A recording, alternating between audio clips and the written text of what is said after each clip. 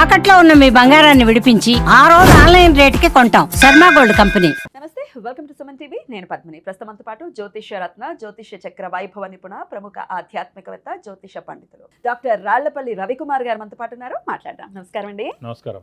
December మాసం మొదలైపోయింది. మరి December మాసం గ్రహస్థితి ఎలా ఉంది, ఏ రాశుల వాళ్ళకి ఎలా ఉంది, ఇవన్నీ ఒక్కసారి మీ ద్వారానండి. శరదిందు సమాకారే పరబ్రహ్మ స్వరూపిణి వాసరాపీఠ నిలయే సరస్వతి నమోస్తుతే. ఈ నెల అంటే డిసెంబర్ నెల ద్వాదశ రాశుల్లో నవగ్రహాలు ఎక్కడ ఉన్నాయో ముందు తెలుసుకుందాం.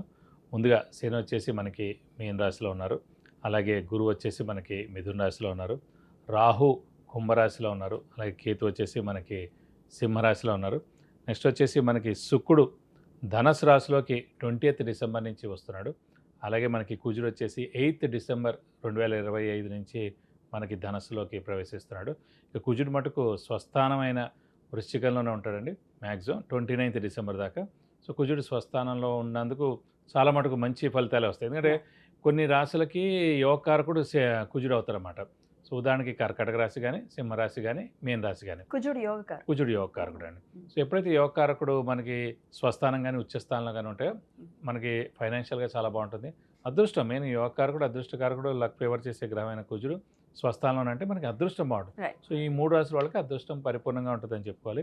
రవి మటుకు వచ్చేసి మనకి ధనస్సు రాశిలో ఉంటాడు. శుక్రుడు కూడా మనకి ధనస్సు రాశిలో ఉంటాడని చెప్పుకోవచ్చు ఈ మాసం అంతా.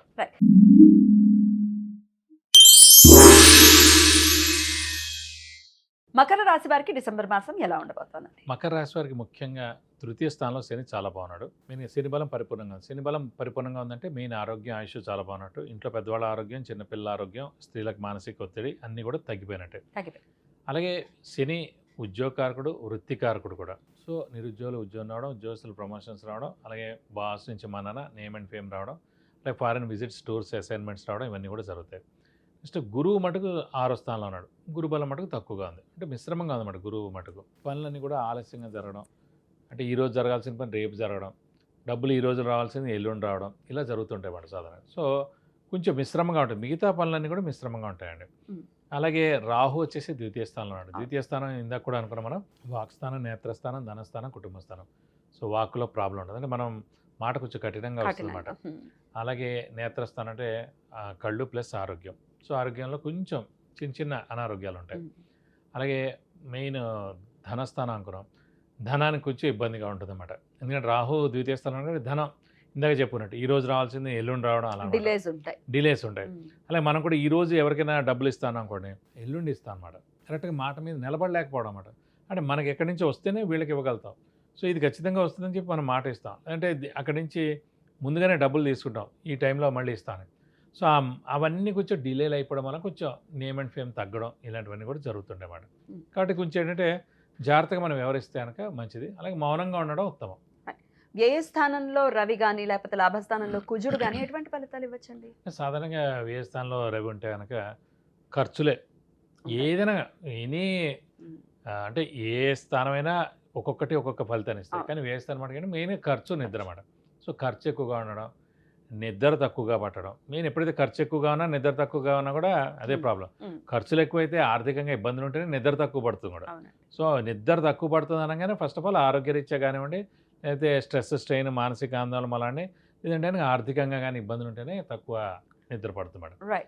కాబట్టి మకర రాశి వారు కూడా మెయిన్గా బాగా దైవబలం పెంచుకోవాలండి. పెంచుకోకపోతే కనుక కొంచెం మిశ్రమంగా ఉంటుంది. మరి ఏం పరిహారాలు చేయాలండి? మెయిన్గా వీరికి మటుకు గురువే 6వ స్థానంలో ఉన్నది. ఖచ్చితంగా ప్రతి గురువారం ఉపవాసం ఉండడం, మేధా దక్షిణామూర్తిని దత్తాత్రేయ స్వామిని ఎక్కువగా ఆరాధించడం, ప్రతిరోజు వీలైతే కనుక దత్తాత్రేయ స్వామి అష్టోత్తరం చదువుకుంటే చాలా మంచిది. వీలైతే ప్రతి గురువారం దత్తాత్రేయ స్వామి టెంపుల్కి వెళ్ళి 40 ప్రదక్షిణాలు చేస్తే చాలా మంచిది. అలాగే దత్తాత్రేయ స్వామికి అభిషేకం కానీ అర్చన కానీ చేస్తే కూడా చాలా మంచిది. ఫేమస్ టెంపుల్స్ ఏవైతే ఉన్నాయో దత్తాత్రేయ స్వామి, అక్కడికి వెళ్ళి రోజు అక్కడ నిద్ర చేస్తే కూడా చాలా మంచిది. ఇది కాకుండా గురువుకి 16 వేల సార్లు జపం చేయించి శనగపప్పు కేజీంపో ఒక 1000 రూపాయల వర్త్ గోల్డ్ ఐటమ్ మరియు ఎల్లో లుంగి దానం ఇస్తే చాలా మంచిది. ఎందుకంటే మళ్ళీ మే దాకా కూడా గురుబలం లేదు కాబట్టి, ఇంకా 6 నెలలు ఉంది కాబట్టి ఖచ్చితంగా జపం చేయించి దానాలు ఇస్తే దోషం అంతా తొలగిపోయి మీకు అన్ని విధాలా మంచి చేకూరుతుంది. విధంగా తెలియజేశారండి. మరి మీరు పర్సనల్‌గా మీ చాట్‌ని ఒకసారి చూపించుకుని ఏం సమస్యలు ఉన్నాయనేది తెలుసుకోవాలి అనుకుంటే పర్సనల్‌గా ఒకసారి సార్ అపాయింట్మెంట్ తీసుకోండి.